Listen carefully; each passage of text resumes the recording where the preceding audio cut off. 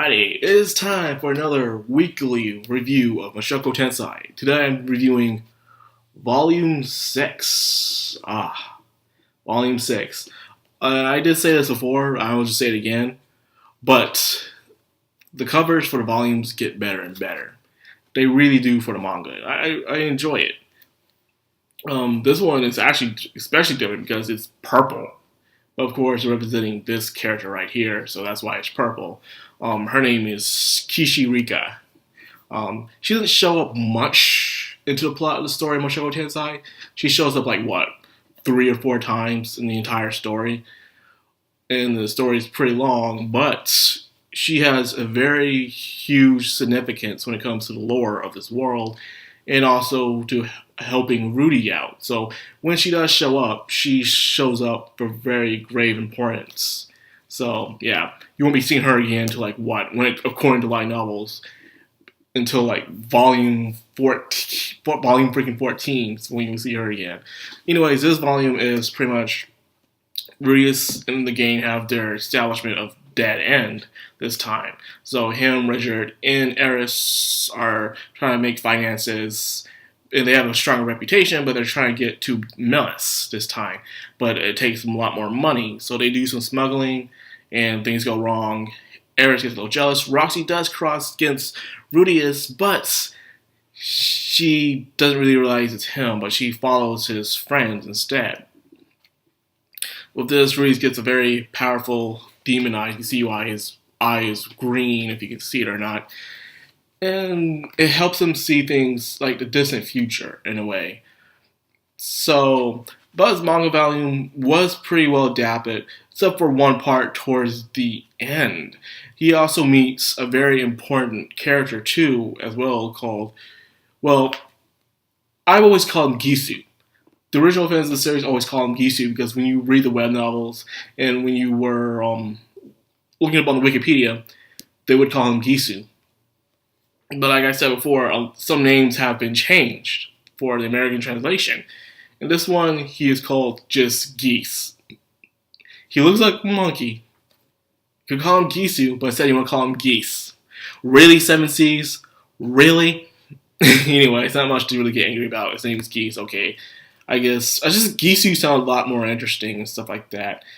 And of course, they build a very nice relationship with each other inside the Beast Village. And speaking of the Beast Village, one part that people were angry about, which I wasn't that angry about, was how they skipped when they were inside the Beast Village. You know, Eris and Richard found Rudius there unconscious, and they actually spent quite a good while inside the Beast Village because it was rainy season.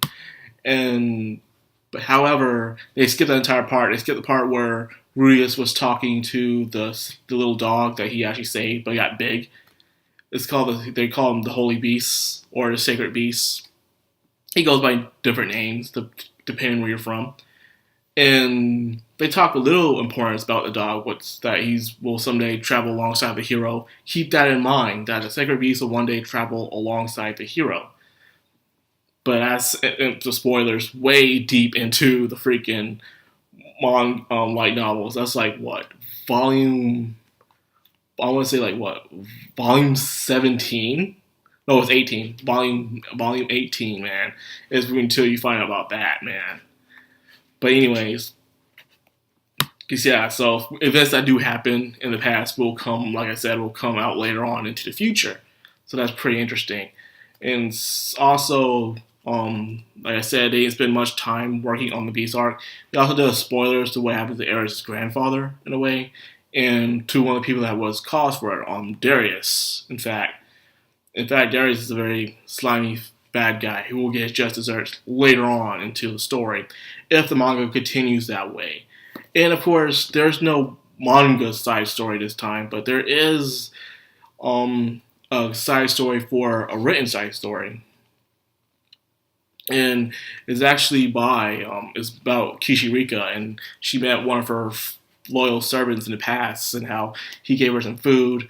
She gave him a demon eye, even though he wanted to marry her, but he ended up becoming one of the most loyal servants and stuff. So yeah, there's that. This one's very fast-paced, sticks to the point, very focus-based. I enjoyed it very most. It's really nice. A lot of action, a good to understand some people's feelings, like how Eris wants to be strong, not just to beat Rudius, but to protect him, because that's all she's good at is the sword. So every time she would get stronger, Rudius will find a way to get a new technique that will beat her. So she feels kind of, self-conscious and doubtful that she can beat Rudius, which is not that she wants to beat him just to beat him, but, to protect him anytime. So yeah, it was very nice to see. Rudius also learns just because you get powers doesn't mean it makes you unstoppable. In most isekais, where the main character just keeps getting new powers out of nowhere, and then they become even more unbeatable than they already were. This time, even though Rudius has a new power, it doesn't work on everyone, especially someone who's higher skilled than him. Anyone that's higher skilled than him can be extremely fast and still beat him, even though he can see the beating coming, which is very interesting. And yeah, that's the end of Volume 6. Yeah, I believe I got 2 more. And Volume 9, for some reason, didn't come out until August. I'm still mad about that. I don't know why. That's just me. I don't know why Volume 9 has taken that long to come out.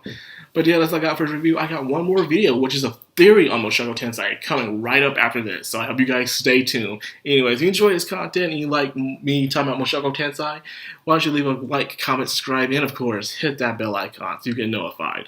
Madcrown, out.